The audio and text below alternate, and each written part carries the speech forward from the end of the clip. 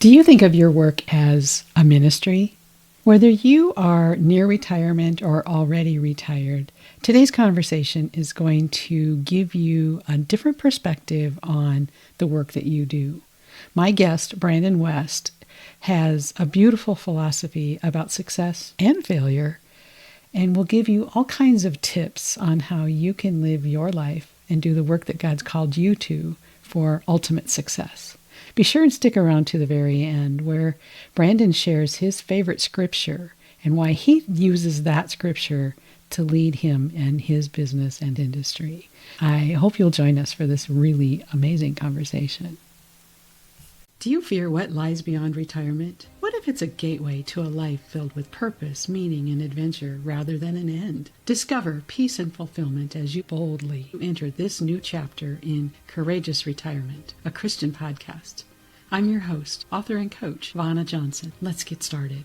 I resonate so much with the work that you're doing, Brandon. I wanted to have you come and talk to us here at Courageous Retirement about how retirement, we all think about the end game and all the things that we're going to do or maybe not going to do when we get there. But I think that there's a really a crucial step before we walk out that door of that career that we've been working at our lives, that we leave our legacy right where we are. And honestly, if God's involved in the discussion, we may not leave as early as we think we do because we'll realize that we have a lot more work to do before we leave. So everything you were talking about that day really resonated with me. So I just am so grateful that you are here and spending this time with us. And I'm excited to see where he's going to lead this conversation. So welcome, Brandon. How are you? Yeah, absolutely. Yeah, really excited to be with you. It was a joy and a delight to meet you at the conference, and excited to explore some of those things in a very new way, even for me. And Yeah. so I look forward to my older self 20 years from now watching this same video and going, what has been eternally true in my convictions throughout life? Like what is still true? So this is a blast, and it's going to be a joy for my future self to review as well. Oh, I love that idea of your future self listening to this someday. And when we talk about legacy, we get so wrapped up in the idea of what are we going to leave our children. And I literally, the most recent episode of the show, had a conversation with a gentleman who wants to, he gave all kinds of really great advice on people on how to write down their story. So even if it's never published, the family gets the opportunity to hear our voice after we're gone and be able to smile about those stories. But he just has techniques on how to pull those out, and that's important. But I don't think we often think about our workplace, the place that God has placed us for the better part of our lives, and how we can make an impact. And I will tell you, the thing that probably rung so true to me the most about what you were talking about, and you have a book about this, I believe, but is that our business isn't really our business. And I don't know that those are exactly your words, but that was such an eye-opening statement for me because we do make our business all about us and all of the success that we're going to have in life. And success in God's economy is entirely different, right? Yeah, that is so good. Yeah, I think that that is the truth that we spend most of our lives trying to truly unravel and embrace. I was hanging out with my counselor back in December, and she gave me this great line. She said, "We spend half of our lives trying to understand our identity, our gifts, and she said, we spend the other half of our life surrendering it." It's like we Oh, chase so hard, like, who am I? Who have I been created to be? Like, what are my gifts? What are my passion? What's my, and then we actually spend the rest of it just releasing that and going, actually, I am something so much more than that. Like I'm a son, I'm a daughter, I'm a disciple, I'm an evangelist, I'm a minister, and I can bring that to every context of my life. Like you mentioned with legacy, my big passion in life is helping business leaders to embrace this idea that we don't have to waste our business just on business. When we spend all of our energy and resources on profit and loss statements and graphs that go up and to the right and like all of those things just become a distraction actually to this one thing of ministry in the marketplace. And people want to ask about what does it look like to be a Christian and be a leader, and how do I do those two things? Like, well, actually, we're just living authentically from our identity. That's what it looks like to be a Christian at business. That's what it looks like to be a Christian at church. It looks like to be a Christian at Publix, like in the marketplace, like wherever. We're just living out of that identity and going like, God, just use me in those places. And you do such a good job of like focusing and helping people understand like you've been uniquely crafted and created for this specific mission. And it's so fun for people to just go like I think it was Mark Twain who said that there's two most important days in a man's life, the day that they were born and the day they figure out why. The Right. day they were born and the day they figure out why. Why were you created? What were you created for? One of my favorite frameworks, one author writes and says that purpose is found at the intersection of a broken heart, opportunity, and skill. Purpose is found at the intersection of a broken heart, opportunity, and skill. And so he just asks, what breaks your heart? Like, what brokenness in the world makes you go, I wish that I could have an impact on this? Where's their opportunity? You look around and you see those things. And then where's their skill where you're like, well, actually, I love this. I'm passionate about this. What if I brought this to this problem and to this brokenness? And right in the middle of those things is a purpose that all of us have been created for, and all of us are so different in that. That's what's so beautiful about it. And then the whole church, the bride of Christ, holds those things with open hands, walks towards brokenness, and the gospel goes forth. Oh gosh, there's a lot of good stuff in what you just went through there. My mind's just like, I gotta see if we can unravel some of that. No, that is so good. And as you were talking, I was thinking about um, I grew up in the church and then wandered away. It's all in the book. We're not going to go into all that now, but I wandered away and ended up a single college student expecting a baby. And that was the most amazing gift that God could have given me at that Mhm. era of my life. I needed that. And I've often said my husband would have never married me had he known the girl I was before I had Mhm. that baby. But the point of that is that when we met and I came back to the church in our relationship and started, Bible studies and just strengthening faith. I didn't, it's like I've always believed, but I didn't have the relationship. Mhm. And what I love is that God was using me in the workplace before I was aware that that's how he did things. I mean, we can talk about intentionally being there and being that voice of calm or that comfort or leadership or whatever. And we can do all of that out of who we are and whose we are without consciously even realizing that that's what he's doing. And that's a gift, right? Oh, that's so good. Yeah. Who we are and whose we are. That's fantastic. Two great words there just to point to identity. Yeah. And it's because I talk about in my book too, my identity and I wrapped it up in how I needed to be right. I needed to be that person that could help people, but being right was really important to me and it still is. I struggle with that. When you started out talking about surrender, one of the things that I had to surrender was not just being right, but making sure that you knew that I was right. And Well, I think there's so many things that we tie our identity to, and when we tie our identity to anything that we can potentially lose, we will live in constant fear. yeah, Because if I don't have this thing I've tied my identity to, and if I lose it, I'm nobody. And so the book that I wrote a year ago was called "It's Not Your Business to Succeed." It is not your business to succeed. yeah, And it's stolen from a quote from C.S. Lewis's Letters to Malcolm, in which he writes his friend, and he says, "It is not your business to succeed, only to do what is right, and then to entrust the results to a faithful God."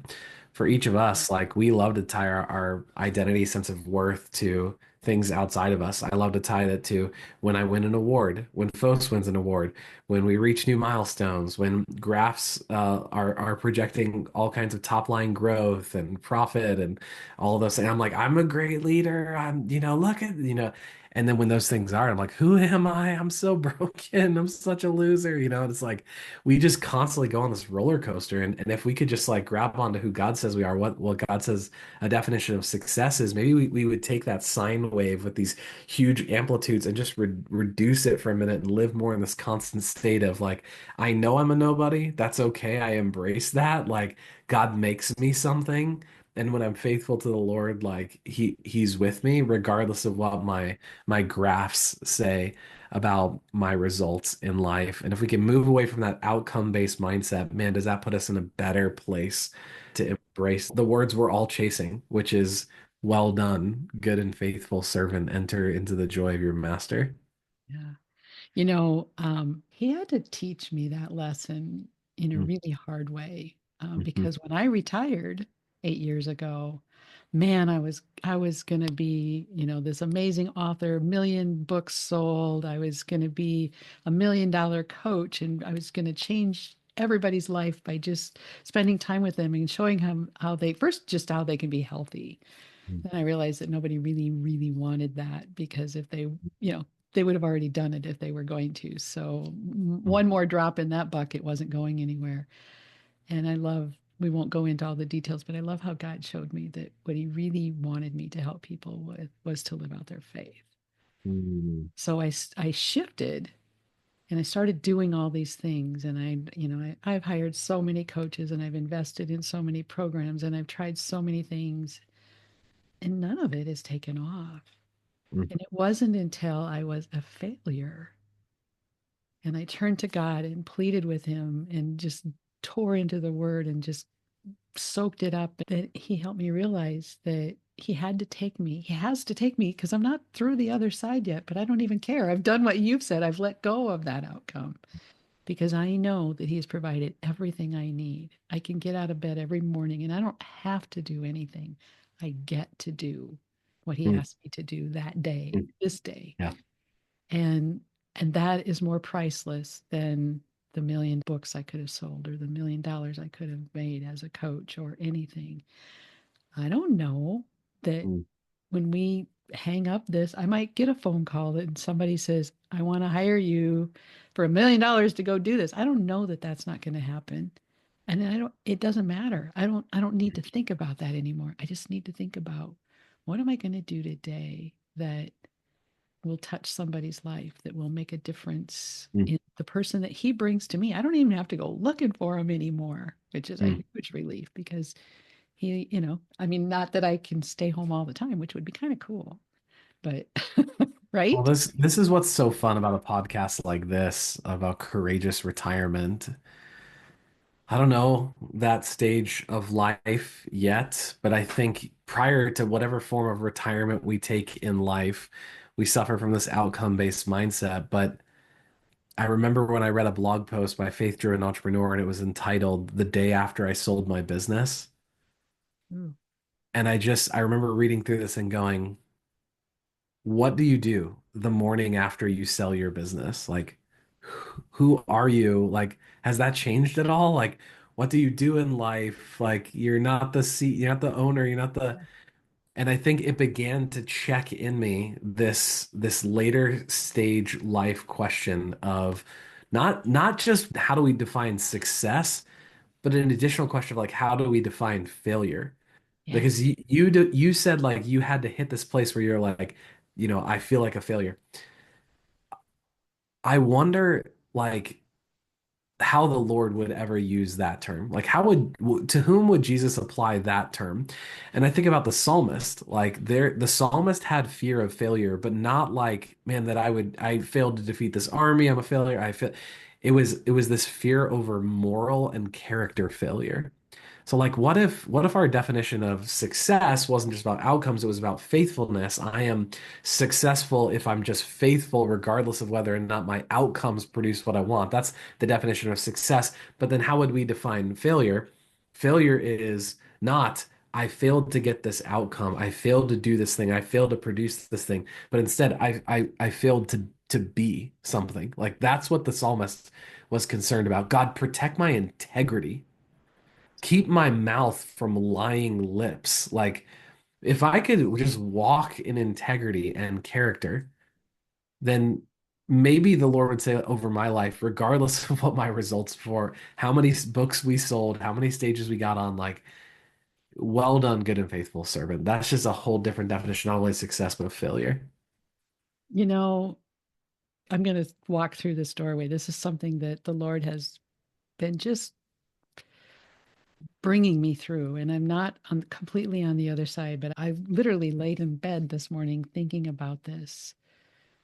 And all of the conversations, and I don't even know if we can call them conversations anymore, but the discussion about which political party's right, which one's the Nazi. I don't know, and I mean just all of this bickering back and forth and the just oozing with hatred and just and I said to my daughter-in-law last night, I was like, "Oh, did you watch it? And did you should listen to this or whatever?" And she's like, "You know what? We haven't had any politics in our house all week." And I said, for me, it's almost like a car accident. I can't look away. And I'm the person who doesn't watch the news, but I just can't look away from it all. And it occurred to me, I watched a movie, The Last Rifleman, recently, and it was a story about a man who was at Normandy.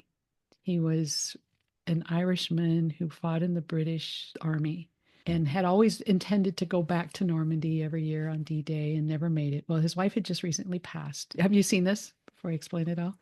His wife had recently passed, and so he decided this is the year I'm going to do it. And I won't give it all away, but there was a line in that movie that just blew me away. He was on the bus and he was talking to a man from Germany, and he didn't want to like this guy because he knew that this guy he fought for the SS. And the guy told about, how he was a young man and he was conscripted into the army and all of these things. And I don't remember exactly what it was said before, but the German said, it was really shocking when I found out that we lost the war. And it was even more shocking when I found out I was on the wrong side.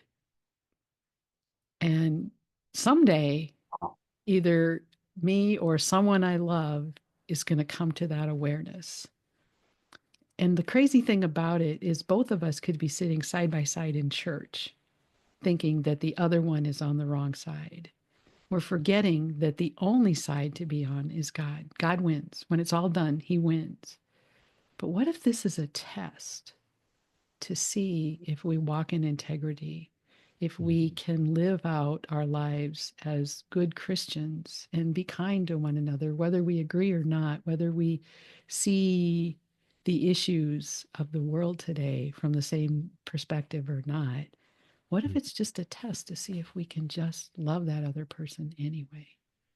That's so good. I think you're hitting it right on the head because I think that there's a lot of people in today's world that the news, Google, social media would label a great success, and yet the Father will say over them, "Depart from me, you worker of lawlessness. I never knew you." And it's like, am I a success in life if I go and sell my company tomorrow for like a 10x EBITDA, and then I walk home that night and yell at my wife? Am I a success in life when I walk away with the like number one in the world trophy, but I fail to disciple my sons that night? Like, what is success? Like, I want to be found on the side of what the psalmist would say, like Yeah. faithfulness, a righteousness that comes from outside of me, a life submitted to the Lord. I am so far. I think about John Newton. He says, I am not the man that I wish that I was. I am not the man that I hope to be. And yet, by God's grace, I am not what I once was." And it's like, that's just a journey. It's just like, Right. hey, God, It just let, is. I'm gonna be faithful on that journey because you keep me. You keep me, Lord. I Yeah. don't even keep myself. You keep me, and you keep him whose heart is fixed on you. Like that's all I want to do. Just help me stay fixed on you. Help me to abide in you. So I was on a podcast the other day, and the first question they asked me was, um, "Who who are you?" I was like, oh gosh, here we go, And I gave the best answer I could. And after reading my book, she goes, I thought what you were going to say was, I'm just a branch. And I decided in that moment, that's how I'm going to answer that from now on. Who are you? I'm just a branch. We are just branches, like John 15, hanging onto a vine, hanging onto a vine. The vine dresser doing its work, like, and just abiding in this vine. I'm just a branch staying right there and asking God, do something fruitful with the least fruitful person I know, and do something far beyond I ever could. I'm just gonna be faithful to stay. Well, and the next part of that though, I mean, all of that is true, but the part of it is when the judgment day comes, I'm not going to be accountable for what you've said or did. I'm only going to be accountable for what I said or did. And the beautiful thing is, it doesn't matter. I can do all of those things you listed that would take me away from the Lord, and all I really have to do is earnestly ask him to forgive me, and he will. But he not only will he forgive me, but he's going to forgive that person that's sitting beside me in the church that might be on the wrong side if they just but ask. But if we don't show them him, if we don't introduce them to that real relationship and that real opportunity for mercy, have we done our job? Not that we have to, but don't we want to? Mm. That's so good. That's so good. And that can we not ask the same question in business as well? I was on a call with David Green, the CEO of Hobby Lobby. Cool. He's And describing I'm talking to a guy who talked to David Green. Wow. I'm just like one of many people on this podcast going like raising Okay. my hand, hoping I can ask him a question. Cool.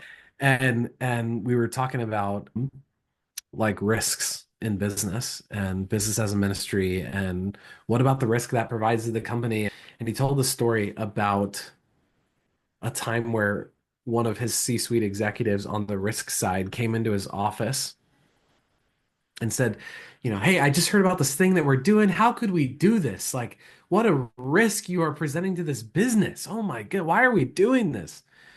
And David turned and said, let me tell you a story. And he talked about a woman who recently was Hindu, Buddhist, something like that, and she had dietary restrictions, and so they're catering for hundreds of people, but they brought in an extra catered lunch just for this woman.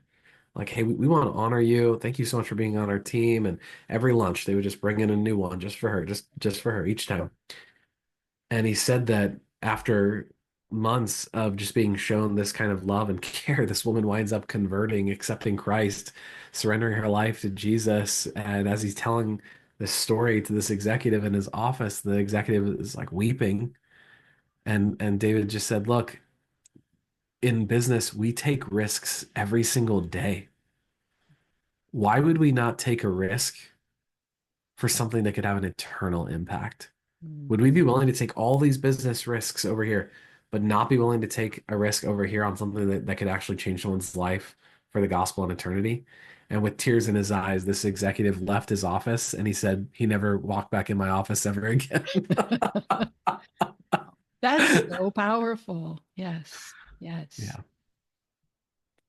But we can be afraid, right? I'm listening to an amazing book, and we won't go into all of that, but it reminded me that all we have to fear. I mean, first of all, the Bible tells us, fear not 365 times. That's not a coincidence.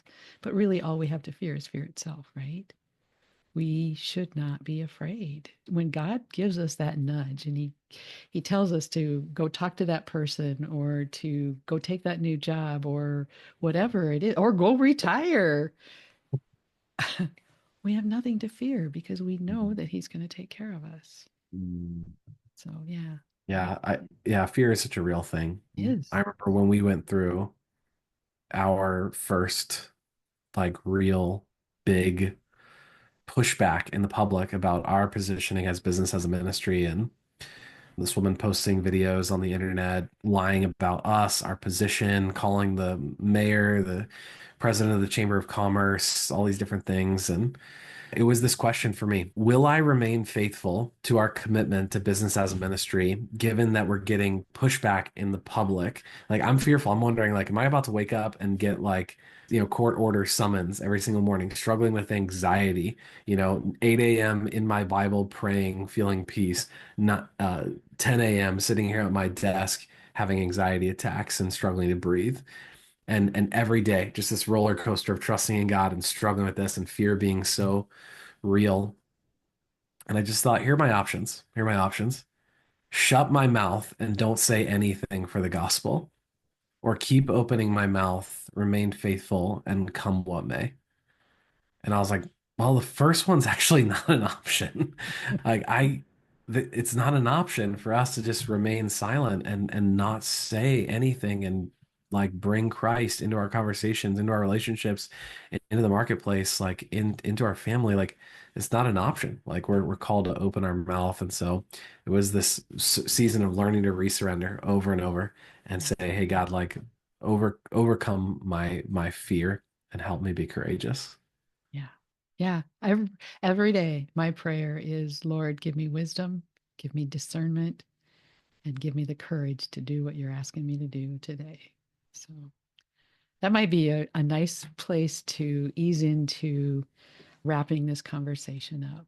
And I would like to do that by giving you the opportunity. First of all, if there's someone listening today, they're like, I kind of like this dude. How can I learn more? How could somebody find you if they wanted to hear more about you or read your book or whatever? What's the Yeah. best path? Yeah, I'd love to connect on LinkedIn. Brandon Michael West on LinkedIn. I post a lot of content there, talking about leadership, talking about culture, purpose, how we lead from that place. But I've also got my own website, brandonmichaelwest.com, brandonmichaelwest.com, and then my agency that we have that I get to run, and we've got a team of 24 people in Gainesville helping businesses. It's called FOS Creative, PHOS, FOS Creative. FOS is the Greek word for light. And our website is foscreative.com. So maybe three different options there for connecting. I will put those in the show notes. Thank you for that. So, we've talked about a lot of things. We've kind of covered a lot of different bases today. Is there anything that you think, like when we talk about this success, what's the last message? If somebody only got this from you, what would that be? What would you want them to be? Yeah. Revelation 2:10 is one of my favorite verses. It ends with this beautiful call that for those who are faithful unto death, this is Jesus's promise to those who are faithful unto death, I will give you a crown of life. Front of my book has a crown on it. And people are like, it's kind of faded in the background. I can't really see it all that well. Why is this there? It's not your business to succeed. And there's a crown. And I was like, well, yeah, actually, what we're doing as we surrender, it's not my business to succeed. We're chasing something very different in which it's a crown, not in this world. It's a crown in the next one to come. And to the faithful person who's chasing that out, they take every moment of success in this world to try and turn it into a gospel opportunity. I win an award, great. I get to be on stage. I get to share about Christ. Hey, I just got this cool nominate. I get to go hang out with these people and tell them about Jesus. And when people ask me like, "Hey, Brandon, how can I pray for you?" I'm just like, "Help. Would you just pray that in every place that I am, I could be faithful to share the message of Christ?" And I think for us, we're doing that because we know that that verse in Revelation is true. For those who are faithful unto death, I'll give you a crown of life. And what's so beautiful is all these different crowns that we'll receive from Christ at the end of our life. We'll actually just, as soon as we put them on our head, it says that we'll actually just take them back off and we'll lay them at the foot of Jesus, our Savior, and we'll crown him King of all kings. And so that's what I'm trying to live for. Mm. And in the middle of all that, trying to live with as much humility as possible and just go, I am not who I have been called to be. But by the grace of God, I'm not who I once was, and I'm just going to keep walking down that line as faithfully as possible, knowing that life's going to be a roller coaster, but trying to say, "Hey God, if I just surrender this pursuit of success and outcomes and results and just go, it's about faithfulness, then maybe by your grace, you could help me live there on a daily basis. Oh, that's very beautiful. And I feel like you are living that out really well. What you're reminding me of is both the verse in Daniel as well as the song. And that is, even Mm. if all of the dreams and desires he has put on my heart don't come true, if the healing that I think my husband should have, or the, you know, whatever, I mean, all the things that we think we want, even if that doesn't come to be, I'm going to trust him, and I'm going to know I'm going to be there at the end, right? So beautiful. That's awesome. Yeah. Thank you so much. Well, I could do this for a long, long time, but we may have to connect again sometime. Thank you so much for having me on. It's been a blast. Thank you. That was really a great session, wasn't it? It's just a beautiful reminder that God can use us wherever we are, whether we're still in the workplace or not. When we hit this season, what I call the best season, God can use us. And it's not about the identity we create for ourselves around our workplace. It's about leaning into God, trusting Him, and finding success in being who He wants us to be, stepping into the calling that He has for us in this beautiful season. God can use us right where we are. I pray that you will keep that in mind and use the gifts and talents that He's given you to serve Him well. Come back in 2 weeks. I'm going to have a solo episode again. It's been a while since I've recorded one of those. And I just want to share with you some thoughts and ideas that have been really on my heart lately, kind of some reminders about how we can really make an impact in this season of life. And I think that's really one of the things that God's calling us to. So I look forward to seeing you back here then. Until then, I pray that as you step boldly into this season of retirement, that you engage your faith and you live your more, because retirement is not the end. It's the beginning of a beautiful new relationship with God. Look forward to seeing you in a couple of weeks. God bless.